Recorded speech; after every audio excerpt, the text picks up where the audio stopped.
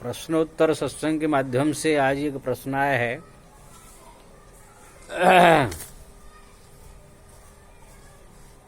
प्रमिला सिंह, मुंबई। आजकल जो कहाँ से ढूंढ ढूंढ के बड़े अच्छे अच्छे प्रश्न से पूछ रही है, बहुत बढ़िया है। आज उनका प्रश्न है, सद्गुरु में और गुरु में क्या अंतर है?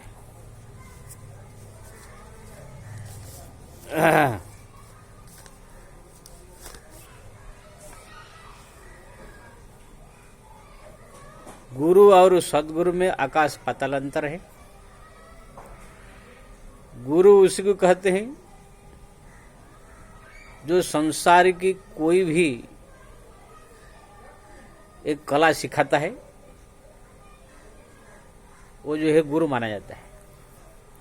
जैसे आप कहाँ से किससे कंप्यूटर सीख लिया तो आपके कंप्यूटर का गुरु हो गया। किसी ने आपको जो है गाड़ी चलाना सिखा दिया तो आपको गाड़ी सिखाने का गुरु हो गया। किससे आपने बाइक सीखा, बाइक सिखाने का गुरु हो गया। किसी से जो है आपने थापी चलाना, कड़िया काम सीख लिया तो कड़िया का गुरु हो गया। इसी प्रकार से किसी से आपने जो है विद्या अध्ययन किया, जैसे अ आ ई क ख ग घ, जो स्कूल में पढ़ते हैं बच्चे लोग जाया करके, पहला क्लास, दूसरा क्लास, तीसरा क्लास, तो वो हो गया शिक्षा देने वाले, विद्या पढ़ाने वाले, शिक्षा देने वाले जो है, अक्षर शिक्षा देने वाले गुरु। इसी प्रकार से संसार में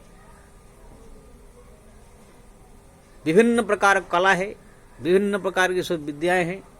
जिसी से आप सीखते हैं वो एक प्रकार से गुरु है। उसको सम्मान आदर करना चाहिए। कहीं भी मिले तो उनको प्रणाम करना चाहिए, क्यों ना उसने हमको जो है कला विद्या सिखाया है, इसलिए आदरणीय है। ऐसे कहा गया है, पिता भी गुरु है, माता भी गुरु के समान है। कहना पिता माता जो है हमको कैसे चलना चाहिए, कैसे उठना चाहिए, कैसे बैठना चाहिए, कैसे बोलना चाहिए, ये सब घर में व्यवहार सिखाते हैं। पिता गुरु, माता गुरु, शिक्षा गुरु, जो अ आ ई की खी आपने पढ़ा। तो संसार की कोई भी कला आप किसी सीखते हैं तो वो सब गुरु कहे जाते हैं। लेकिन एक होता है और एक होता है दीक्षा गुरु। ये सब गुरुओं से थोड़ा उससे बड़ा है दीक्षा गुरु, जहाँ से आपने कान जो है, कान में कोई मंत्र दीक्षा लिया, वो दीक्षा गुरु है। ये जो संसारिक कलाओं शिक्षा से शिक्षा देने वाले गुरु से थोड़ा सा ये बड़ा है। लेकिन सदगुरु जो होते हैं वो सबसे बड़ा होते हैं। सदगुरु उसी कहते हैं जो आपको कान में भगवान सत्य, यानी संसार में जो है परमात्मा ही सत्य है, सत्य उसके साथ जुड़ा है। सत्य को परमात्मा का, संसार में सब चीज झूठा है, केवल भगवान ही एक सत्य है, इसलिए सत्य जो है भगवान को कहा जाता है। तो जो सत्य का ज्ञान देता है, सत्य का मंत्र देता है, यानी भगवान का जो नाम का मंत्र दीक्षा देता है, साथ साथ में खाली मंत्र दीक्षा ही नहीं, दीक्षा देने के साथ साथ जब वो भगवान का सत्य का ज्ञान देता है, परमात्मा भगवान का संबंधित जो ज्ञान देता है, गीता, रामायण, भागवत, इतने सब ग्रंथ का जो है बढ़िया दिव्य ज्ञान, जो भी आप प्रश्न पूछते हैं उस प्रश्न का उत्तर ठीक ढंग से जो आप समझा करके आपको जो है बताता है, तो वो सत्य का ज्ञान देने वाला सदगुरु। लेकिन वो सदगुरु वही व्यक्ति हो सकता है, उनका भी एक योग्यता होता है। ऐसे नहीं कोई रिक्शा चलाने वाला बैठ करके वहां पर रामायण का चौपाई थोड़ा पढ़ लिया, गीता थोड़ा पढ़ लिया, वो भी वहां पर आपको चौपाई रामायण कह कर गीता कोई ज्ञान दे, तो वो भी आपको सदगुरु हो जाएगा। ऐसे नहीं, सदगुरु होने का योग्यता होती है। सदगुरु उसको कहते हैं जो वेद शास्त्र पुराण ग्रंथ समस्त शास्त्र का अध्ययन किया हो, करके उसका पूरा अनुभव किया हो, खुद उसका भजन कीर्तन भगवान का करता हो। जिसी संसार में मोह माया की वैराग की ना वैराग की जो है बात कहेगा, ये संसार मिथ्या है, झूठा है, ऐसे कह करके ये सब कह करके आपको ज्ञान देगा, तो खुद भी इस संसार की मोह माया से अलग यानी त्याग वैराग्य होना चाहिए। ज्यादा करके मैं अगर कहूं तो साधु संत महात्मा जिसको कहते हैं, जो घर द्वार संसार सब त्याग करके संसार से अलग से अपना जो है संत साधु महात्मा वेश बना करके जो रहते हैं, और उसके साथ साथ खाली वेश बना लिया इसलिए गुरु नहीं हो जाएगा। बहुत ऐसे वेश बनाने वाले भी घूम रहे हैं। तो उसमें जो साधु संत महात्माओं में भी जो समस्त वेद शास्त्र पुराण का ज्ञान जिसको हो, जो अनुभव किया हो, और खुद भजन करता हो, खुद भगवान का नाम का भजन करता हो, पूजा करता हो, पाठ करता हो, जप करता हो, तप करता हो, तीर्थ करता हो, धाम करता हो, समस्त प्रकार जो है समस्त प्रकार जो है ज्ञान जिसके पास जो हो, वही व्यक्ति जो है गुरु बनने लायक है। नहीं तो आजकल बहुत सारे जो है छोटे छोटे बच्चे, छोटे छोटे लड़के लड़कियां सब जो है अपना गीता थोड़ा रामायण थोड़ा रट लेते हैं, दो चार ठो जो है कुछ चौपाई कुछ भजन रट लेते हैं, अपना पुथी खोल करके सब कथा प्रवचन जो है करना चालू कर दिए हैं। तो वो लोग कोई सदगुरु नहीं है, वो खाली आप बेवकूफ बनाने के लिए आप लोग को जो है ये धंधा खोल दिए हैं।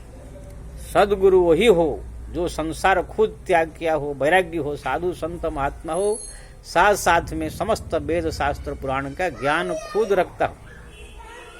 जैसे उदाहरण दूं, कोई डॉक्टरी आप किससे सीखना हो, आपको डॉक्टरी सीखना हो तो जो MBBS डॉक्टर है, जिसने अमेरिका अफ्रीका या कहाँ जा करके बड़ा मेडिकल कॉलेज में बढ़िया से डॉक्टरी का अध्ययन किया हो, बढ़िया से अनुभव किया हो, उसी से आप जाके डॉक्टरी सीखेंगे ना, वही डॉक्टर का गुरु बन सकता है ना।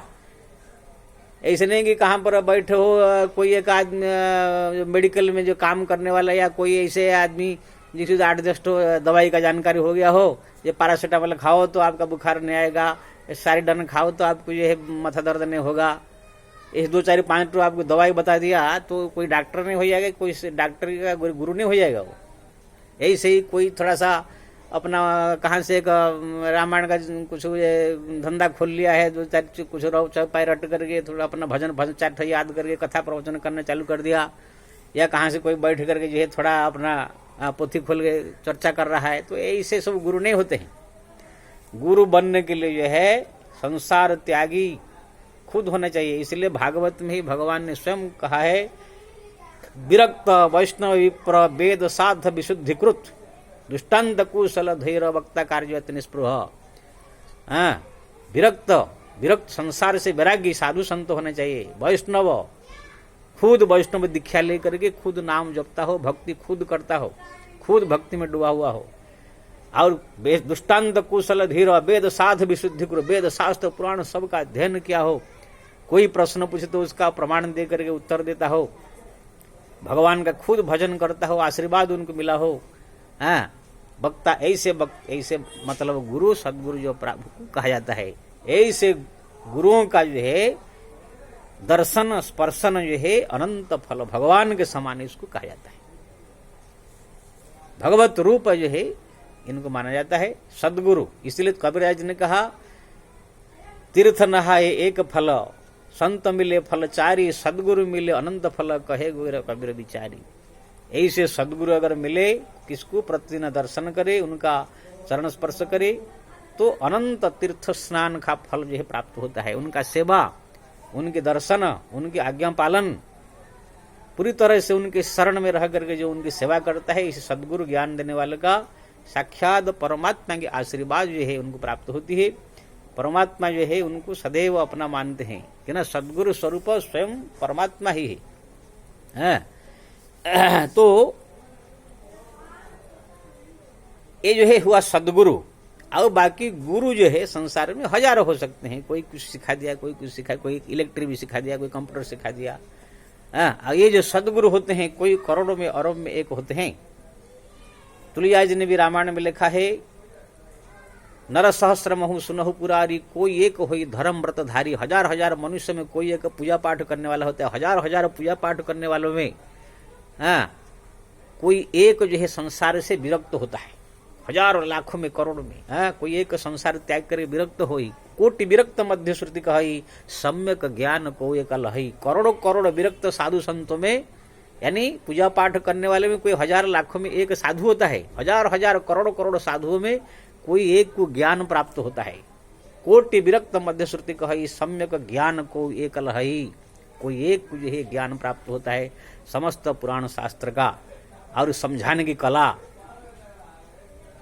सबके पास जो है ज्ञान नहीं होता है, सबके दिमाग में बैठाने का जो है कला, समझाने का, बुझाने का। तो ऐसे जो है ज्ञानी करोड़ में कोई एक होता है। ऐसे व्यक्ति जो मिले तो इसको सद्गुरु, उनसे दीक्षा मंत्र ग्रहण करके जब उनके आज्ञा के अनुसार, उनके आज्ञा पालन करते हुए, सेवा करते हुए कोई व्यक्ति जो है उनकी सानिध्य में रहता है, तो उनका प्रतिदिन जो है कोटि कोटि तीर्थ स्नान की फल प्राप्त होती है, भगवत कृपा उसको जो है प्राप्त होता है। इसको कहते हैं सद्गुरु।